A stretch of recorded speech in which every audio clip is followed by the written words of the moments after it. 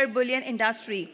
I request everyone present here once again to kindly settle down and please keep your mobile phones on silent mode.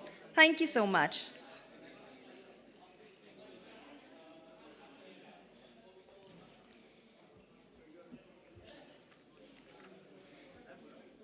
Ladies and gentlemen, under our 16th Gold Economic Forum, here we are for the fourth panel discussion. I know that after lunch, panel discussions a bit difficult, but it's a very interesting theme of self-reliant gold ecosystem. We'll be talking about creating a vibrant Atmanirbhar Bullion industry. And for the same, I request our distinguished key speaker and session chair, Dr. Janak Raj, Senior Fellow, Center for Social and Economic Progress, former ED, Reserve Bank of India, former Executive Director, India IMF, to kindly come and join us on stage. Ladies and gentlemen, please put your hands together for our distinguished key speaker and session chair, Dr. Janak Raj. A very warm welcome to you, sir. And now I request our moderator, Mr. Suvankar Sen, Co-Chairman, National Council on Capital and Commodity Markets, ASSOCHAM, and Managing Director and Chief Executive Officer, Senco Gold Limited, to kindly join us on stage for moderating the panel discussion. And last but not the least, I request all our esteemed panelists to kindly join us on stage. Mr. S.K. Jindal, Chairman, National Council on Commodity Markets and Investments, ASSOCHAM. Mr. Ashok Gautam, MD and CEO, India International Bullion Exchange, IFSC Limited, IIBX. Mr. Naveen Mathur, Director, Commodities, Currencies and Gift City, Anand Rathi, Share and Stock Brokers Limited. Mr. Manish Goyal, Head Bullion Desk, Global Markets Group, ICICI Bank Limited. Mr. Anuj Gupta, Commodity Market Expert, and Mr. Adarsh Dive, Research Consultant, India Metal Focus.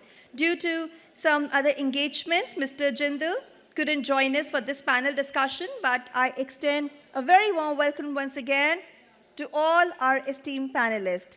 Thank you so much for giving us your precious time. Ladies and gentlemen, please put your hands together for our moderator, our panelist, and of course, our distinguished key speaker. And now, I hand over the podium to our moderator. Thank you so much, sir. Thank you very much. Before we get into the panel, we are really, really honored to have Dr. Janak Raj with us. As she was saying, that he's a Senior Fellow, Center for Social and Economic Progress. He was the former ED of Reserve Bank of India and the former Executive Director of India IMF. So he has seen a lot in the world and how the world has moved, the geopolitics, the economics. So before we begin with the rest of the panelists that we have, we would request Dr. Raj to give his perspective, sir, on how he thinks the world is moving towards, how to make India self-reliant, and maybe make ourselves Atmanirbhar Bharat. So would you like to? Yes, sir. Thank you.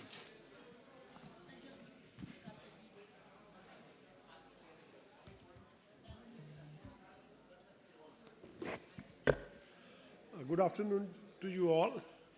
I'm absolutely delighted to be here. I thank ASSOCHAM for inviting me for this important event. Gold is hogging a lot of limelight, and I'm happy that ASSOCHAM is discussing all aspects of gold. I'm really thrilled to be here. So my talk is in three parts.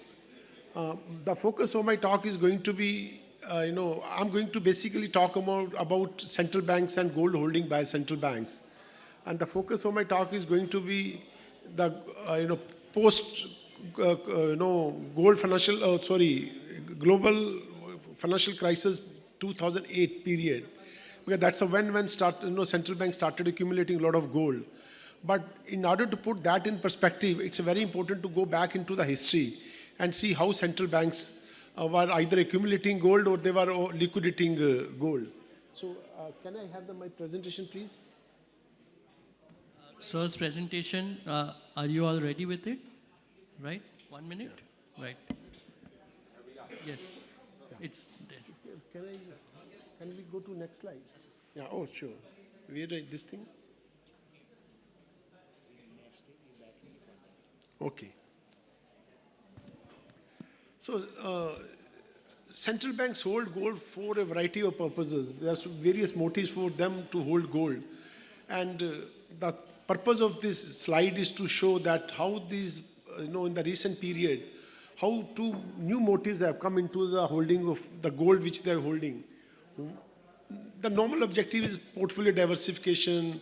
It provides good returns during crisis time, and also that it's a hedge against inflation and store of value. But two reasons which have come in the recent, one slide is for 2021, and another, this right side is for 25. Two reasons which have come. One is geopolitical risk. Now 37% of the respondents. This is a survey which was done among central banks.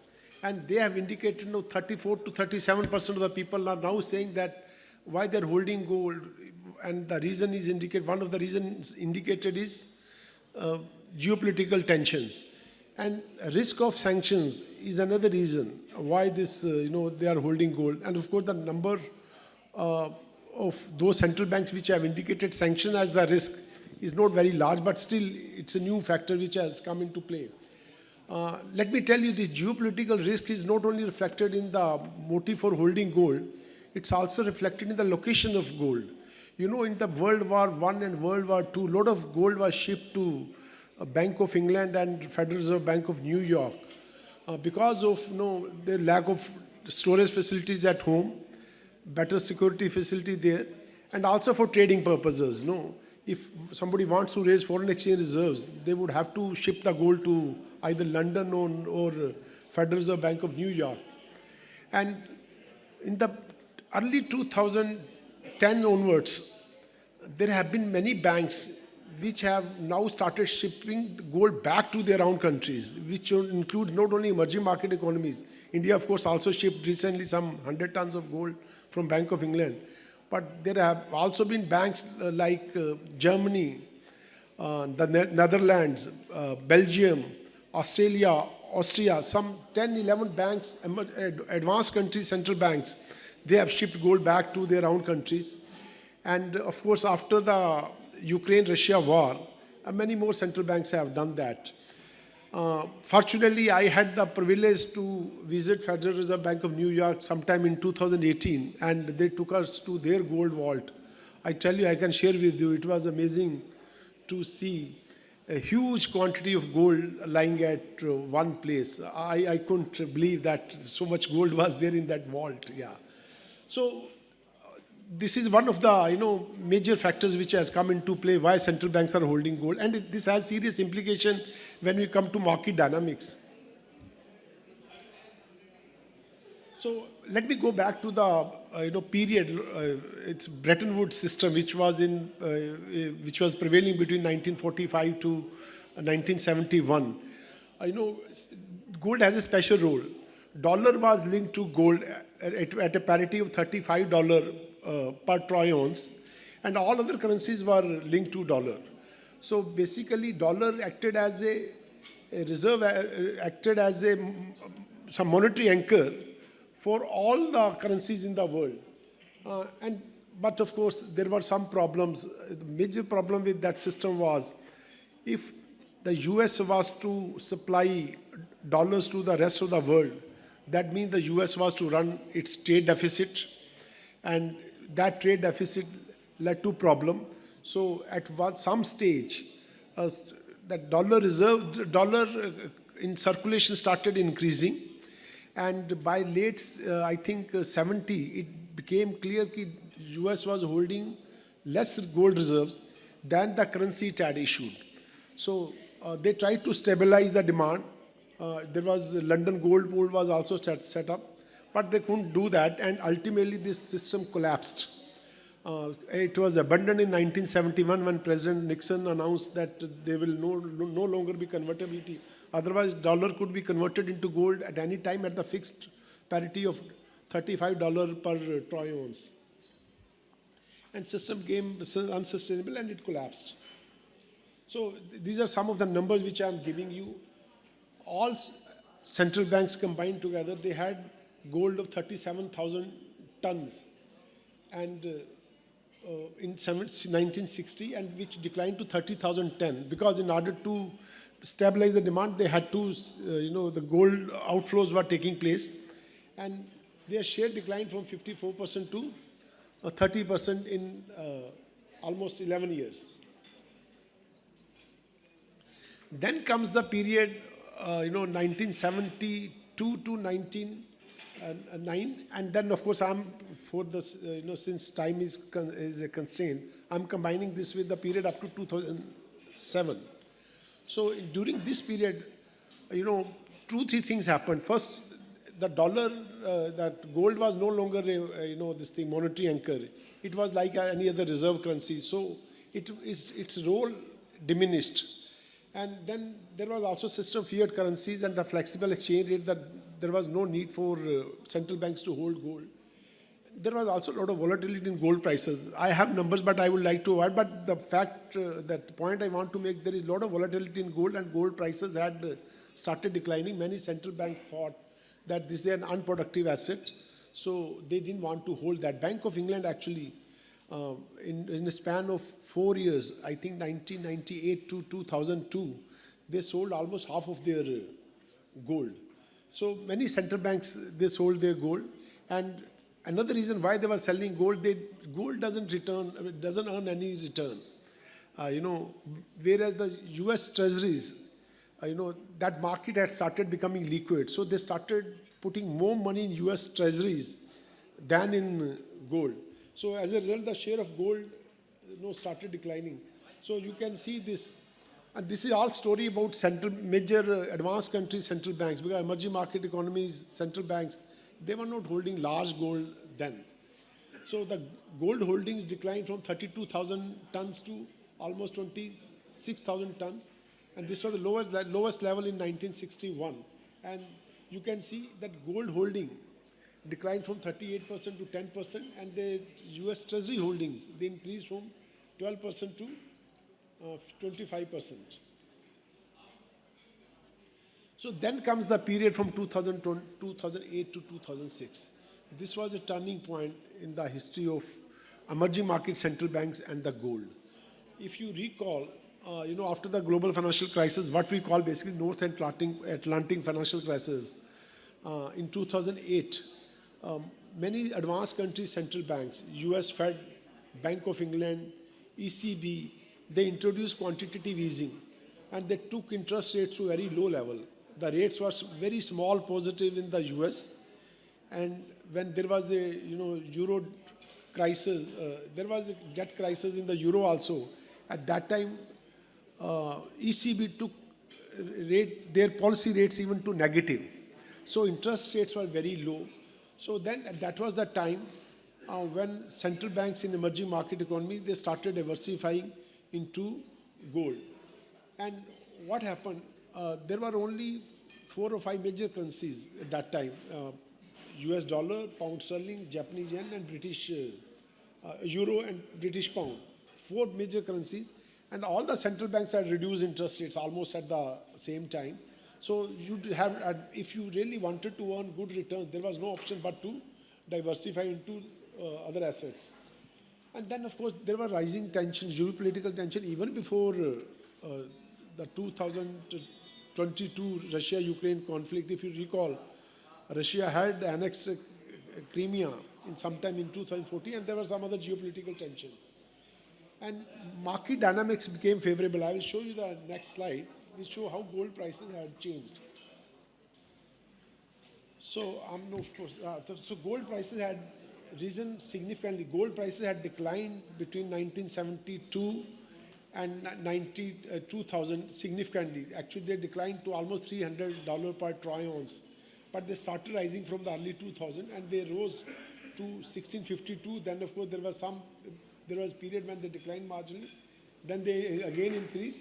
And then, of course, you all know that recently it touched $5,600 per troy ounce. So, because the gold prices were rising, it also became, advantages for central banks to diversify into gold. So, this is a very interesting slide. Central banks have been net purchasers of gold every single year after 2008. although this slide has data from 2010 onwards, but they have been buying gold every single year. And the average net buying was something like 473 million tons between 2010 to 2021. But this increased to almost 1100 tons after the Russia-Ukraine conflict.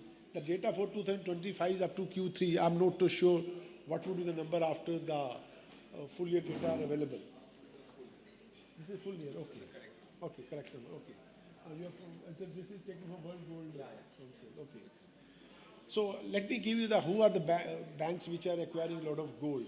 This includes Russian Federation, China, India, Turkey, Poland, Kazakhstan, Iraq. These are some, we looked at the data, we found that there are 40 banks which have increased their gold holdings between Q3 2008 and Q3 25. And the total gold which they acquired was almost 6,700 tons. There were few banks which had also sold, but the number was very small, it's 100 tons or so. But what is significant, that 6,700 ton gold which they have acquired during this period, this is almost twice the gold which they were holding till Q3 2008. So you can imagine throughout the history, they held only almost $4,000 and $3,500, and now they, in such a short period of time, they held almost twice the gold which they held till then. So this is how. So this data is about 10 largest holders of largest holders of gold. This includes 7 advanced economy central banks and 3 emerging market central banks. 7 advanced countries central banks are France, Germany, Italy, Japan, Netherlands, Switzerland, and the United States. And 3 emerging market economies are India, Brazil, and India, Russia, and China. Data in the case of China and Russia were not available for the period. For India, it was available. So we have data only from 93 onwards. So you can see from this slide that in a span of almost 17 years, the 3 emerging market central banks, their gold holdings have increased more than 3 times, and their share has now increased to 17%, the total gold holdings by all the central banks. Whereas in the case of advanced economies, these 7 advanced economies, their share has declined from 73% to 58%. So this is another interesting slide. I had indicated that in the previous period, central banks were selling gold to acquire US treasuries. But now we see that now I've already shown that how they are shifting to now back to gold. But the gold holding by central banks, all central banks have increased from 10% of their total reserves to 30% now. And this slide, I will come back to this slide again because it has an important significance to which I will turn a little later. This slide shows that although central banks have not only diversified into gold, they have also been diversifying into non-traditional currencies. You can see the share of gold, share of US dollar in the total reserves held by central banks has been declining gradually. We don't find much change in the share in reserve in euro. Of course, other lines you are not able to see clearly, but I can tell you there is not much change in Japanese yen, and there is also not much change in pound sterling. But 3 new currencies which have come in the last 10 years. One is Australian dollar, one is Chinese renminbi, and the third one is a Canadian dollar. So these 3 currencies have come. While we don't see much change in the currencies of reserves in other currencies, but there is significant change in 3 other currencies. So I'm coming back to the slide again to which I mentioned. It's the first time, 2025 was first year after 30 years when reserves in gold by central banks exceeded the reserves in US treasuries. So that we are observing after 30 years. So I'm now coming to an interesting slide, which I'm sure since you come from the market, what are going to be its implications for the market dynamics. There are some facts which I like to place before you, and of course, then we can, pronounce our own judgments. What's going to happen to the holding of gold by the central banks. The first question which we are looking at is whether the gold holding by central banks is structural or it is transitory. If you look at the data which I have shown you, I have already mentioned. Can I go to that slide? Okay. They have been consistently buying gold since 2008 onwards. And I'm not come across any year when their increases have declined. And this is something which is, which gives up some indication like what could happen going forward. Let me go back to the previous slide. Second issue is ongoing geopolitical uncertainty. I had shown earlier that geopolitical uncertainty is one of the reasons why central banks are holding gold. And geopolitical uncertainty, as you all know, continues, and we do not know really how this is going to unfold or pan out going forward. Inflation worries have also remained. Central banks in advanced economies, for many years, they have not been able to bring down inflation to the target level. Inflation in many advanced countries still exceeds 2% of the target which they have fixed for themselves. Limited universe of reserve currency. I had shown you one slide where we have shown the share of various currencies. But the fact of the matter is that only 3 new currencies have come. I would like to mention that when it came to sanctions on Russia, it was not the sanctions by US alone. They were the sanctions by G7, which also included Japan. So actually, Russia was holding more gold in euros than in US dollar. So technically, it means that you can put all G7 countries in one category, and then what is left, new 3 currencies which have come are Australian dollar. Canada is also part of, by the way, G7. So Chinese renminbi and Australian dollar. But let me tell you, although this has happened, it's not easy to replace dollar because the kind of liquid market dollar has, no other country has. If you see euro area, its debt market is fragmented because debt is issued not by the ECB, but it's issued by the respective countries. And China has capital controls and all that. So I'm not too sure if this is the case, whether the central banks would be diversifying more into currencies, these non-traditional currencies like Australian dollar or Chinese renminbi, or they will be diversifying more into gold. So my feeling is that given the limited scope of these other currency, if they have to diversify, move away from dollar, then they may be acquiring more gold.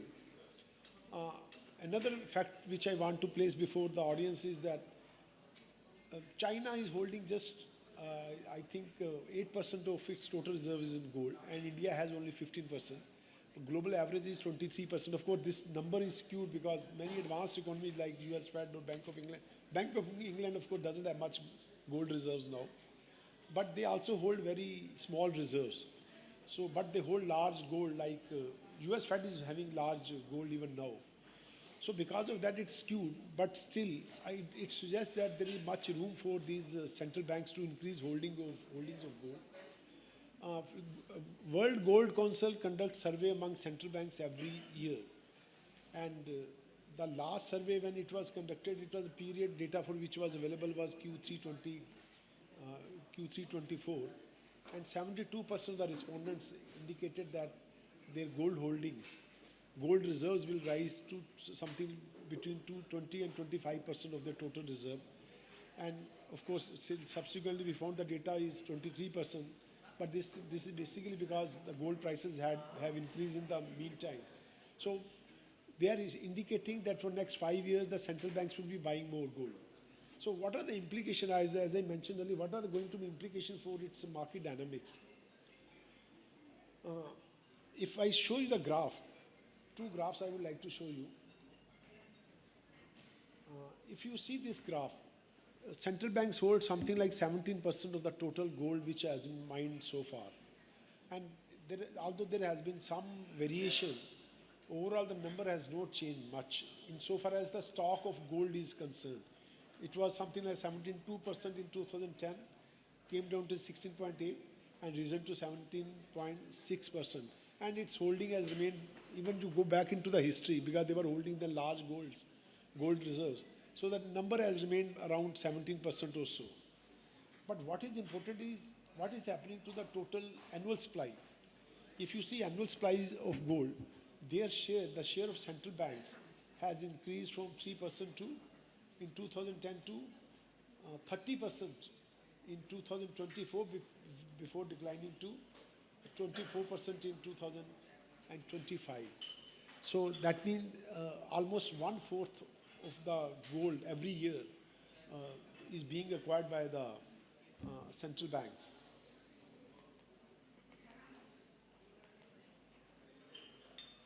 And let me tell you, since I come from the central bank, I have seen many other central banks. It's like a community in the world. Central banks, by tradition or whatever you call it, they are very conservative central banks, and they are also well resourced, and they have long-term horizon. They are not carried away by any short-term considerations. So if central banks are buying gold every year for the last several years, and if geopolitical tensions continue, and if they want to move away from dollar, then I think gold will be one of the assets towards they will be looking for. And if they look for gold more, then it has two implications. One, it may keep putting pressure on gold prices, number one. Number two, it also sends a very strong signal to common investors that gold is a safe haven asset, in which case there will be demand not only from the central bank but also from common investors. And when they buy, then the prices, it puts more pressure on prices, then there are more investors to invest in that kind of asset. And of course, it has also implications for advanced countries, for those countries which issue reserve currencies, for example, US Fed, Bank of England, ECB.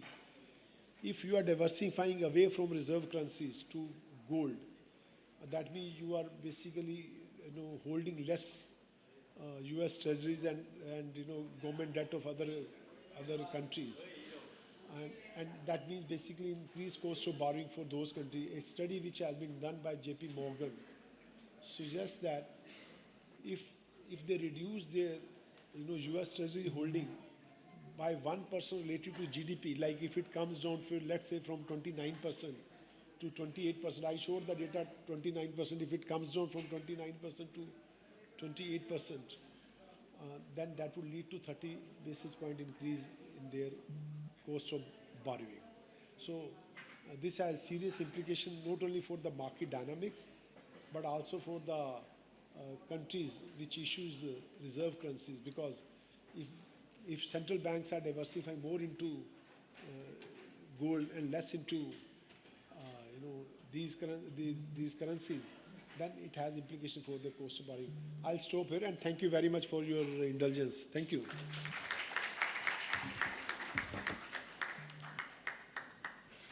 Thank you, Dr. Janak Raj, for your wonderful insight. I think it just gives a very good perspective to every one of us on the history of gold, the journey of gold, how it has become an integral asset. And today, as we stand, we continue to understand that there is a lack of trust between countries, lack of trust between economies, with the tariff war and all the various wars that are happening across the world. And I think that though we have seen that the gold prices have gone little down right now, but because of whatever opportunities that are there in the other aspects of the investment market. But the trust still takes time to be built, and the importance of gold will continue to remain in the world and in various economies. So taking a cue from your presentation, sir, I would like to start the panel discussion with the various panelists. And when if there are any questions after the one round of questions with all the panelists, we will then ask everyone. So we'll start with from the right, Mr. Anuj. Welcome. Thank you for being a part of the panel. You are a commodity expert. You have seen various commodities, and gold and silver stands one very integral part of the commodity. So what is your take? The way Dr. Raj has been explaining the importance of gold.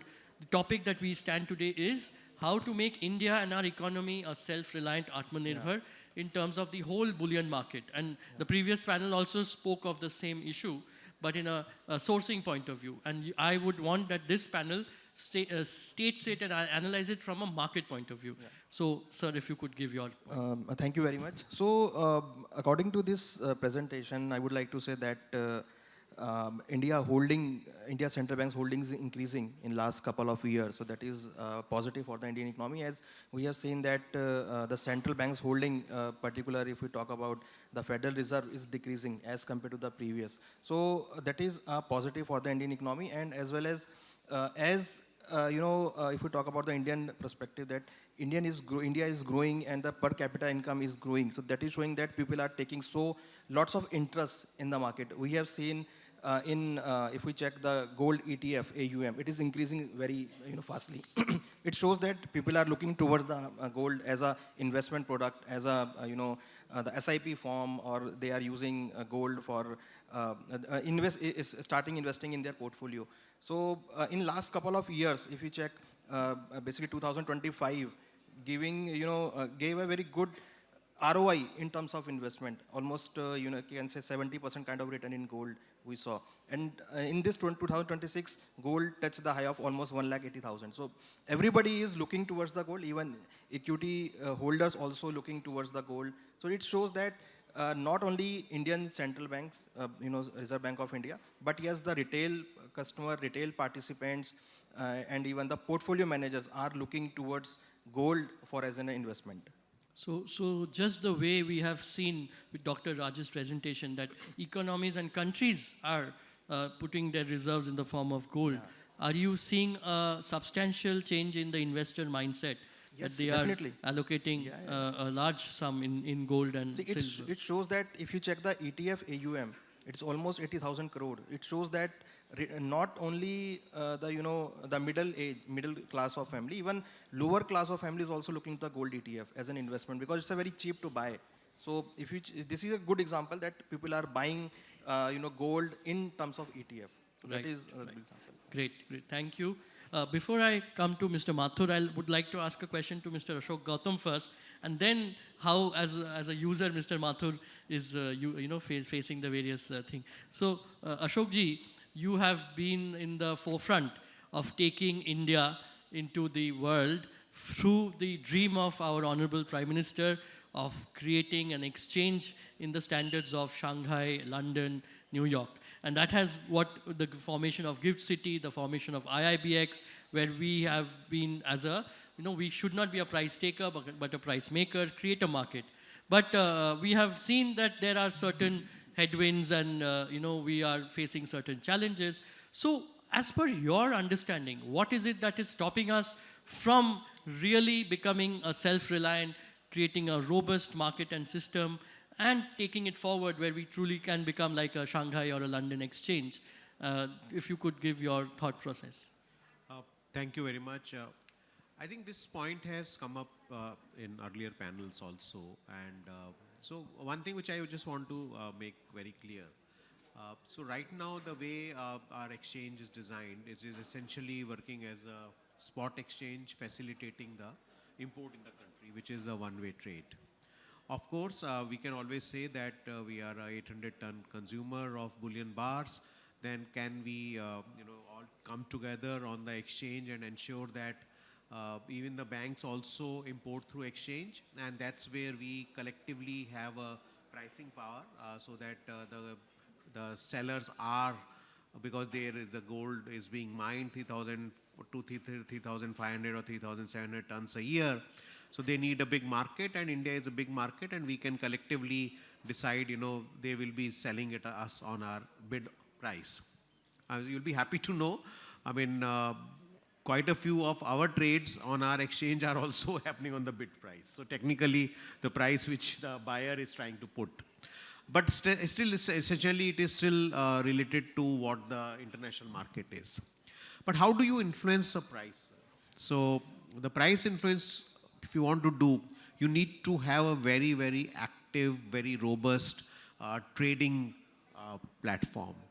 Now, it's a one-way platform where still we have not been able to co-opt, as I last month, the first panel I explained, out of 800 tons, we could do only 95 or 90 or 100 tons. Keeping Dore aside, so out of 600, including that gold metal loan, everything has to come through exchange. So that is one point. Second point is we must encourage the export of gold through exchange so that it's a two-way market. When the two-way market is there, then you will have interest from the global players to come on our exchange. Another piece is that on the hedging side, the Reserve Bank of India has permitted that the domestic entities can do their hedge on IIBX in dollar terms. Again, that the key word is hedge. But when you need to have a very robust exchange mechanism, it will not only work on the hedge, it will also work on arbitrage, it will also work on position taking, it will also work on speculation. These are not the words liked by the regulators. Apart from that, how do I also look at the bullion depository receipt, which is a digital product, how the investors also coming in. So A, the spot trade in and out, import as well as export. B, the futures, where not only as a hedge, but also you are very free to move in and move out. So that essentially can be done by the non-DTA entities. So that is permitted. That nobody stops. Any entity in IFSCA can do, speculation, hedging, arbitraging, or whatever we call it. And similarly, the entities outside India. But the key is, the question always is, when we talk to the global players and say, why don't you come and start doing this, say, has India really opted for you? That is a question which we ask. If India itself is hesitant to come on exchange, why a global player should look at? Another thing which is very important is that we are creating ourselves as a regional vaulting hub. So one of the key goals of IIBX ecosystem is to create a regional vaulting hub. Because if any big trading has to happen and where the price discovery has to happen, entities should be sure that yes, everything is backed by gold. The way we have designed our bullion depository receipts have a one-to-one congruence with the gold bullion bars. We have a phenomenal 30-minute settlement system. Nowhere in the world it happens. We settle the funds 4 times in a day. All that things we have put in place. But ultimately, we have to see the policies, the customs, the entities which they are coming in, and what kind of incentives we are giving in. See, any success of this kind of a venture, if it has to lead to a price incentive, should also give some kind of economic value to the entities who are coming to use. You yourself are a jeweler. So you will have the answer to this question. Why 100% of your buys are not through exchange? Of course, if 100% of your buy is through gold metal loan and gold metal loan product is not with us, it's not going to happen. But we have given a proposal through IFSCA to RBI that the gold metal loan can also be done through exchange. Now, all those things are required when we talk about hedging, spot trading, investment, and that all will lead to price discovery. And then we talk about Shanghai model, but Shanghai, there was a diktat from the government. PBOC has a stake in that exchange, and the first point of import in China is through Shanghai International Exchange. Same in Turkey. So these are the 2 only examples where there is an exchange model through which the import is happening. And mind you, the consignment model per se is a unique Indian product that was designed to serve India. And that is very much for the last 30 years, very much there. And it has served its purpose. So can we replicate that consignment model and also bring the exchange price transparency and everybody coming there and there is a very vibrant market? Of course that can be done. but it requires a lot more things. Right, sir. So technology is not a constraint. Supply is not a constraint. Market participation and policy to a certain extent, right? Yes, sir. Because some policies are also there, but there are other competing products which are available, which give a better economic value than what we can offer. Right, right, sir. Thank you. Sir, now I go to Mr. Mathur. You are, looking into currency, commodity, and also the Gift City, you have been, in charge of it. So from your perspective, sir, to be Atmanirbhar, self-reliant, India, the gold hub, what is your experience regarding the same? Thank you very much once again. And very relevant question. Again, taking cues from what Ashok sir has just said. I think it's more to do with the policy making.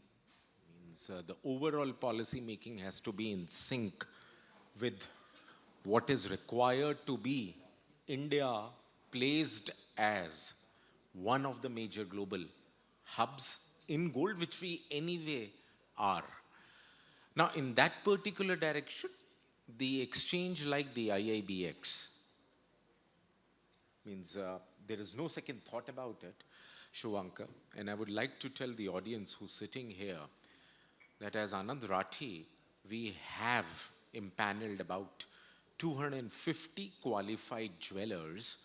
Now, by virtue of a definition of a qualified jeweler, it is that the person has to be in the business of gold, has to have a net worth of around 25 crore to become a qualified jeweler, apart from other requirements to become a qualified jeweler at IIBX. Now, means we are doing imports in an orthodox way. Still, I'm not doubting anything. Manish, please don't excuse me on this. I'm not saying anything what we are doing, but the intention of making this particular industry of bullion a transparent industry, available to all, easy to access. This is the platform as an exchange. Means you can import as a qualified jeweler under various quota regimes. You can import directly from a supplier outside country and have import in India. So the channels in between, the intermediation in between, I would say minimizes to an extent that it helps you to improve your margins with less of cost to import gold. So I think what Ashok sir has just said, I totally agree with him, because we are very closely India too, for the sake of the MCX, the hedging. Now, if I say for hedging, people don't buy gold for just keeping it as an inventory for a month. They would like to plan their inventories, their positions for at least minimum 3 to 6 months. And in festival times, Shivanka, you would agree with me that you would start talking to the people to source gold 6 months earlier. So if you don't have the liquidity in the contracts, the far-dated contracts, it becomes a very difficult proposition for the people to hedge. For what purpose the commodity derivatives exchange has been in existence since 2003. So I don't know whether you hedge or not, but lot many people to whom I spoke in the last 2 decades, they feel that why should I do it in current month and then roll over, add up cost and then do it again and again till my inventory is out. So I think the intentions are right, but but how should I say, the policy, the initiatives have to evolve to an extent that it becomes a real feasible, I would say, real feasible opportunity for people and the stakeholders in the value chain to participate with full vigor. Right, sir. And any, like you very rightly said, that the contracts in India, we face the challenge of having shorter contracts, or in IIBX, very limited. Liquidity also is very short. So while I as a listed entity are in the process with SOPs, with hedging, but then there is a cost to that. It's not that I am happily hedging. I know that there's a cost I'm incurring which is not making me competitive, as well as, yes, I'm mitigating certain risk, but at what cost? And that's a continuous question that, keeps getting Suvankar, discussed. I would like to just add on, take this particular opportunity to convey through you, means we've been speaking to Senco also, but we haven't been able to onboard your organization for whatever reason till now. Now, jeweler community has to come forward and take a stand that yes, the India gold standard is something which will take years' time to come into play. But what we have today, can we make a best out of it? Which is not happening. Honestly, if you really ask me on this platform, I am part of this industry for the last 3 decades, part of commodities for 2.5 decades. Means that's not happening. We are sitting here speaking same things time and again, but that's not happening. Any other financial instrument you think can be introduced further to make the system and the market robust? I don't see, even on MCX, there are very few people have people like Titan and all. They have their own memberships. They do it on the MCX also, because I was part of the MCX as the chief business officer for 2 years. So I have met people. The resistance has to be. As far as the instruments are concerned, I think the Gift City, IABX, what Ashok sir and the team are doing, and what he said, 30 minutes you get the money out in your system. Means that's what it is. But because of certain things in the last 1 year, 1.5 years, even we don't have the business on the IABX too. But I would say ETFs for the retail investor would be something which one should look forward to, apart from SGBs, because they are not being issued currently. Right. Thank you, Suvankar. Thank you. Thank you. Coming to Manish ji, you have been a part of the bullion industry for many, many years, I think 18, 20 years. And, you have seen from the incoming of gold loans and various new products, now as heading, bullion in ICICI Bank, and also a member of IIBX, and your experience. What is your suggestion, recommendation that you think shall make us, getting from the best practices across the world, a self-reliant, strong, bullion-based economy? Yeah. Thanks, Swanka. Banks have been in this business since 1999, when RBI started issuing license. Predominantly, the bank play a role of a canalizing agent, where we try to reduce friction in terms of import and distribution into the country. Beyond that, as far as the products are considered, the banks have been only associated with the gold deposit scheme, which comes as a tailor-made, government-run type of a scheme, just like PPF, where all the terms and conditions, everything is predetermined, and banks only act as a distribution agent for that. I think we are already very late, but sooner we start, the better it is. Banking channel can also be used for reverse flow of gold from the domestic economy. What I mean by that, at the moment we are only associated with import and distribution. We should also be forming a part of a value chain in terms of collection, holding, and redistribution of domestic gold. There are a couple of ways of doing it. One, the GDS, which is already there, it only and only targets collection of physical gold, which is already there in the form of jewelry. Now, jewelry is a consumption. Jewelry will never come back in the form of deposits. The second way of looking, which in the previous panels people have suggested, is basically every year out of the imported gold, almost 20-30% goes as investment. So can we look at this future movement of physical gold after import into private vaults? Instead of that, can we have a product which the customers leave it with the bank? so that there is a liquidity available within the bank, and that liquidity can then be used for making gold metal loan or for selling instead of importing the metal. Now, there are prerequisites for that. One, which is basically banking should have a gold account for retailers as well as for the jewelers. Secondly, there should be an interbank settlement system. Like today, when you send rupees from one bank account to another bank account, there is something in between which happens, which debits one account and credits another account. So similar kind of a settlement system will be required. Thirdly, a central vaulting agency which does or holds this gold, like I would say, very similar to what happens in London. So right now, none of those infrastructure is there and no one is even talking about it.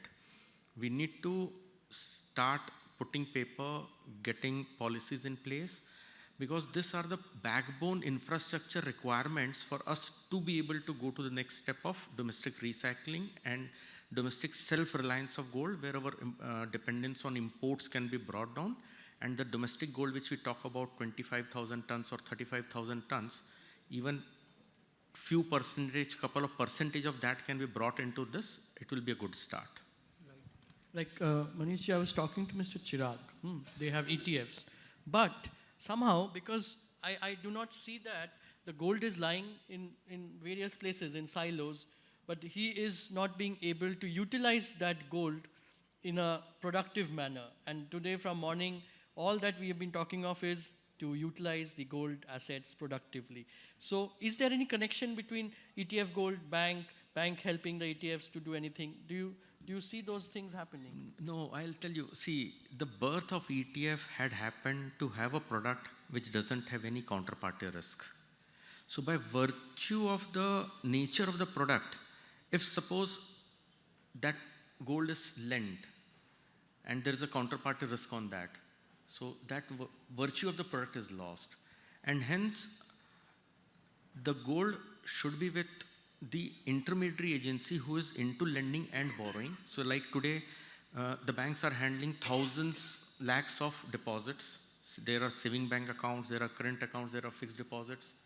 Any money which is there with the bank is then used to lending. Similar ecosystem we should work towards developing within the banking system so that it helps domestic pool of gold available for recirculation into the economy. Correct. Like a Reserve Bank of India, a bullion-focused board, who will be tracking the whole bullion movement transaction, which will give that trust and that back-end credibility and the... And see, once we get into it, do a detailed paper, we'll understand there are lots and lots of other challenges also. And the prominent one would be the taxation, GST, because GST is applicable on movement of goods. And gold being a commodity from tax perspective, it has got its own challenges, which in the first panel mentioned that globally, gold is tax-free in the form of bullion. It is only taxed in the form of jewelry. Right. So there are a lot of deliberations which will be needed to operationalize it. Right. Thank you, Manishji. I'll come to Adarsh. You have been in researching on gold, talking to jewelers, suppliers, mining. As per your research and understanding, and looking at the global benchmark and the best practices, what is your opinion on making India gold bullion standards international so that we can truly become self-reliant? Right. First of all, thank you for having me. I think there are two things to it to make India self-reliant in terms of bullion industry. So first of all, we have to get rid of the import dependence. That's already there. So, and scrap will play a central role in helping us become Atmanirbhar that way. So, and we are already seeing two trends driving this thing. First is about the number of the percentage share of the exchange that happens on the daily sales for a jeweler. That was earlier 25 to 30%, is now about 40 to 50%. And it's on some days when prices are up, it may even go to 100%. So the new jewelry sales are being supported by the scrap coming in from consumers. That's one point of it. Secondly, there is a generational shift happening. So the previous generation bought a lot of gold because they only had gold and real estate as the key assets to buy, to invest their money. We are also buying gold, but more selectively. The next generation, they already have a lot of gold in their households lying with them. So it is highly likely that they might just come and exchange that gold rather than buying a new one all the time, because obviously their tickets is also going down. Because earlier we used to buy, for example, 200 grams of necklace. Now we are buying 50 grams. In the coming years, we might buy just 20 grams. So right now, our annual market is about 200 to 250 tons. That's the scrap market I'm talking about. We expect this to go to 450 to 500 tons in the coming years. So naturally, there will be some kind of solution to the imports that we are seeing. So we might just be consuming 800 tons every year, but we will be importing just 400 tons out of it. So that's one thing. And second, to further the point that Ashok sir mentioned, it is also, I mean, it would be great if India could be a scrap processing hub in this region. So we can just import scrap from Thailand, Malaysia, Indonesia, and process it in India, give a good price to the seller, and we can export that gold out of the country. So that way we are also adding value, generating income, generating jobs in India. So I think these are 2 points where I think we can work well to make India self-reliant. Right. And in the previous panel, we did discuss, and we saw that the refining capacities are underutilized. So it is a good idea. Now, just one more thing for you, and you've been doing a lot of research on that from an ESG perspective. We all know that environment, social governance part. Governance we've been discussing. I think a lot has been done on it. The social impact of employment is there. The environment aspect of it. So to make India's gold Atmanirbhar, the marketing perception of the world towards India has to be one of respect and trust. Where do you see us in that way? Yeah, I think that undercurrent is globally, it's already happening, because you see the likes of Pandora, they have completely shifted to 100% recycled gold to manufacture jewelry. So that undercurrent is there. Then you also know about SEBI. SEBI has BRSR standards, and which, given that Suvankar sir, you're a part of Senco Gold, and Senco is already producing that report. So I think in terms of mandate, ESG will not be probably mandatory, but given that the way world is moving in, people are becoming conscious, consumers are becoming aware of the environment, of the social and the governance issues. So probably companies will eventually have to shift to ESGs and follow ESG standards. So I think that wave is there, and it will continue for the next coming decade. Right. Shivankarji, yes. With the 2 points which you asked him, I'll just add to that. Correct. So one thing which you talked about, the scrap, and in fact, we have already given a proposal, and we are very happy that this time Honorable Finance Minister in her budget speech, she did talked about, 5-year tax window, tax advantage to the NRIs who are making capital investment for the toll manufacturing, under the MUSVR rules. And there also, there is a great scope for refining to be done under MUSVR, toll refining, so that the scrap which comes, and that, whatever gold or silver you make out of it, and that can be exported. And there are tax incentives now being given. So of course, people usually take LBMA. So, but then our own standards, when they come up, all this is quite doable. This is one point. Second is recycled. So you'll be happy to know, and I want to tell everyone, morning today, we just got a message. We had given a proposal to a regulator that we want to launch a recycled gold contract. So we have got the approval from our regulator, and we'll be very soon launching the recycled gold contract, so that the exporters who need the recycled gold to meet the ESG requirement for their jewelry buyers, they will be able to take that gold through IIBX. That's wonderful news. So, I would now open the house for questions. In the last panel, I could not because of time. Yes, we have someone there. We are happy to answer. You can come. You can come in the front.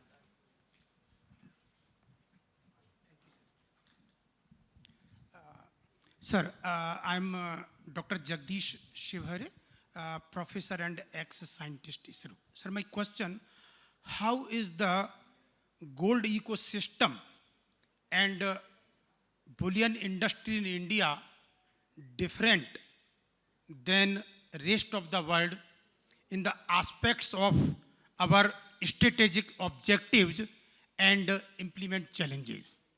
And another first question, just as a curiosity, how much gold ores, means raw material, has to be processed to get 1 kg pure gold, and how is approximate expenditure on it, if it is there?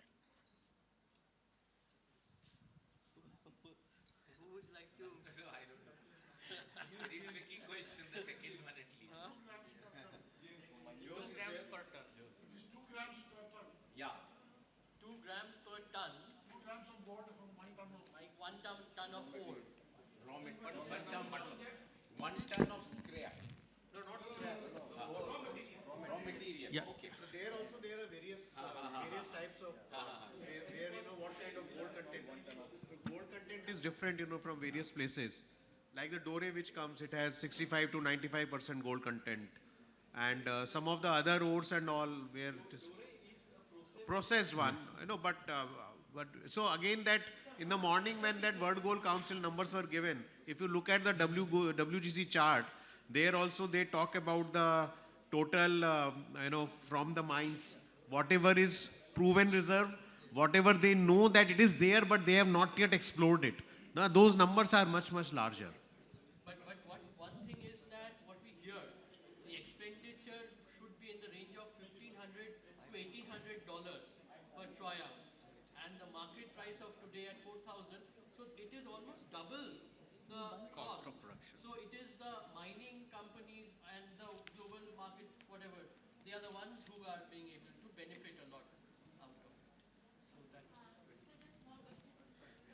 So you just said that when we import Dore, so it is like 65% to 90%. It can vary between that, the gold percentage. So when we import gold, so suppose if they say that it is 90% or 85%, but it turns out to be 63%, then I'm at a loss, or Indian company? Don't confuse yourself.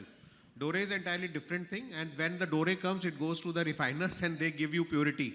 And what purity they give on the bar is the purity what you get. So don't confuse yourself with that. any We have one person there. So, sir, my question goes to the entire panel. To create such an ecosystem, first we need to win the, confidence of the general public. And with the events all over the last 6 months, especially the ripple effect of the US-Iran war in the Middle East, and especially the tariffs, there has been a volatility in the gold rates. So, to create that ecosystem, how would we protect the identity of gold as a safe haven, where we are talking about an 1.4 billion population, where everybody may not understand numbers, but they do understand the sentiment associated with gold. So how do you combat that? And secondly, how do you win the trust over in terms of digital gold? Because gold काफी sentimental value में लोग सोचते हैं कि physically होना ज़्यादा अच्छा है. So how would you implement that within the ecosystem? That's a great question. Actually, on the lighter side of it, last 20 साल से मैं यही कर रहा हूँ. जब भी किसी के पास जाता हूँ, तो ये पूछता हूँ कि भैया MCX और ये क्या है, क्या कैसे करेंगे? See, your questions is pretty valid. Means digital gold, let me say that, is not a regulated stuff. But as I mentioned earlier, the SGBs and the ETFs are very well regulated. SEBI, mutual fund industry, etc., etc. Now, how to create an ecosystem? It has to start from somewhere. The ecosystem is anyway there. You have an ecosystem on which India is the second largest consumer of gold globally. We were the first. Over the last couple of years, China has overtaken us. The only thing which is left out is just not also the factors which impact gold prices. It is also to an extent that, okay, we have gold, it's a store of value, but at the same time, it's an idle asset. Now, how do we use this? There are various schemes, various people who give that. Muthoot gold finance and all that stuff.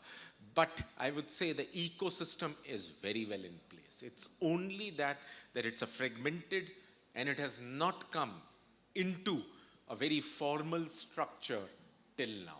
But we do have an excellent ecosystem in the bullion industry. In IFSCA, the BDR is nothing but a digital gold. And that is fully regulated because the vaults are also regulated. That is the only ecosystem in the globe where the vaults, the depository, the exchange, and the clearing, all four are regulated. So you can't have anything beyond that in terms of having a safety of an asset. Thank you. Yeah, any questions? I have a question for Dr. Raj. We have seen that, BRICS as a concept, in the last 2 years, there was a lot of discussion. And it was said that, against the dollar, BRICS will become a power, and they will be backed by gold. And as a result, we have seen a lot of these BRICS countries were purchasing a lot of gold to create that reserve. Now, in the current perspective and the scenario, suddenly we see the gold price coming down, or we see US, attacking multiple countries, and the crude oil being an asset after which everyone is looking at. What do you think India will still continue to buy gold as an asset and build their reserves? And what is the future of gold as a backup for the BRICS countries? Because that will be a fundamental aspect as we see the future growth of gold. Yeah, no, as I've shown that, Yes. as I've shown in my slides, all the emerging market central banks, Yes. the whatever data we study other than Poland. So other than Poland, most of the countries are from the emerging markets and they're all buying. And BRICS, of course, you have seen China, India, Brazil, and Russia. So I think if they have to diversify, and diversify away from gold and other traditional currencies, then I think they will continue to accumulate gold. But it has also its drawbacks. It doesn't earn you any return. And then it also requires safe storage. And if you have to trade for some reason, then you have to ship the gold again to maybe Bank of England and Federal Reserve Bank of New York. So these are not the easy options. So I think they will have to weigh all the pros and cons. My feeling is, given the geopolitical uncertainty what we have today, and if it continues like that, I think they would still, be more inclined to have reserves increasingly more reserves in gold than in Other traditional and currencies. other currencies. Yes. That's why we need to strengthen IIBX so that through that we trade all over the world. And, that is very critical actually in the whole scheme of things. And what we discussed in terms of taxation, GST, I think in all the panels it has come time and again that GST on bullion is something that is stopping bullion from really becoming more acceptable in the trading format, sir. So, Shumankar, just to add on to what Dr. Raj has said, sir has said, we missed out saying about, and since you asked me this question at that particular point of time, I missed out saying, Gift City, where the IIBX is today, everything is in dollars. So what you do is in dollars. So you get out of the currency risk also as a community, because your imports are largely in dollars, Indian rupees, and in India, you need to hedge that exposure too. If you do it in gift on the IIBX, you are dollar to dollar. And as far as the question to the central bank is concerned, people are moving out of gold to an extent for a simple reason that they want to de-diversify against the dollar today. Right. And so they are cutting down their dollar exposure. As reading big time, they are cutting down on their dollar exposure and the treasury which they hold. right. Thank you. Thank you. So I would like to thank all my panelists. You have a question, sir? Yes, please.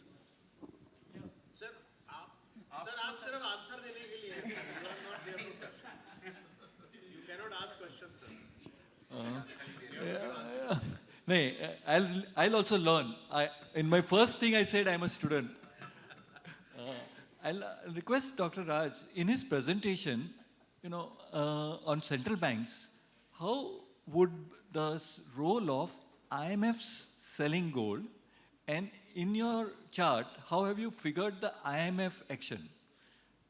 And just a small thing, is it IMF selling driven more that it cannot revalue its assets and it's valued at $35? No, IMF absolutely is not involved any of the numbers which I have presented.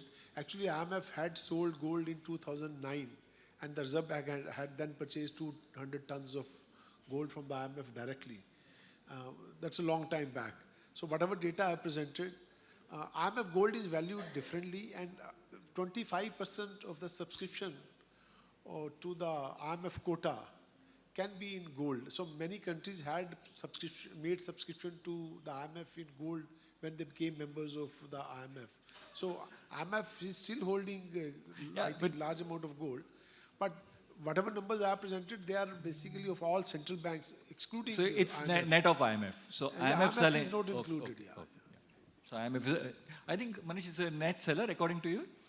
IMF is the net seller at present. No, I don't think they do anything in gold.